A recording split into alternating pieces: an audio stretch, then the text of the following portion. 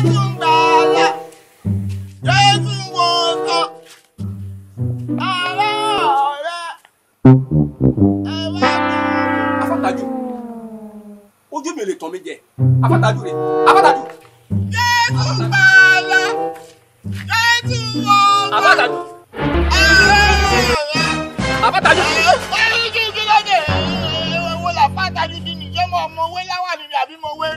Afátàjú dín. Níbo ló dà?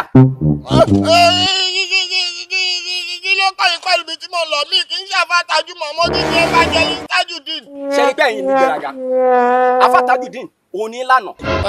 Ìní yìí ẹ wá sọ pé ẹ ti di evangelist Abdul Tajudeen. Ó dà kò sí wàhálà. Ẹ bá wà di evangelist Tajudeen lẹ́nìí kò sí problem.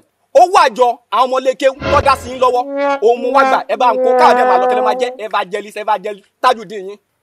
Kí ló kọ́ ikọ́ ìlú owó àjọ ọmọ kéwù? Àwọn ọmọ kéwù náà yìí sí mi ní àbọ̀ nígbà báwọn gbowó lọ́wọ́ ni. Ṣé tí bá fi owó gbé ìfọ̀tí tí bá fi gbé fún yín ẹ gba owó dání ẹ gbọ́ sọ̀rọ̀ yín di apostole Abdul Tajudeen sí ẹ láti kó owó yẹn lẹ̀ kẹ́ tó máa lọ síbi gíga fẹ́ lọ. Ẹ wá mo yẹ tiẹ̀ nísìnyí kí tẹ̀lé orúkọ ṣọ́ọ̀ṣì yín gan-an. Kí ló dé?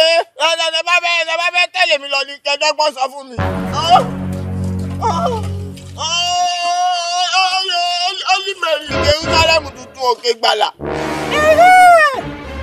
Ókè mo ti géètì yín ṣé kì í ṣe ṣọ́ọ̀ṣì tó wà ní nọ́mbà 18 Nurudeen Street ní Ayọ̀bọ̀ Ìpàjà ibẹ̀ lẹ fẹ́ lọ àbí. Ẹ mọ̀ bẹ̀. O lè ń wọ́rí yín tí ó bá ṣe kó lè ń wọ́rí yín torí pàwọn èdè ní wọ́n fẹ́ ṣe praise night ẹ wá sọ̀rọ̀ yín di apostoli Abdul Tajudeen olórí burúkú èèyàn kan nìyẹn láti mú owó wọn lé kéwìlẹ̀ kẹ́tù kúrò nílẹ̀. Ẹ yá mọ̀ pé oúnjẹ máa yọ ń bẹ̀. Ojú bàbá yìí.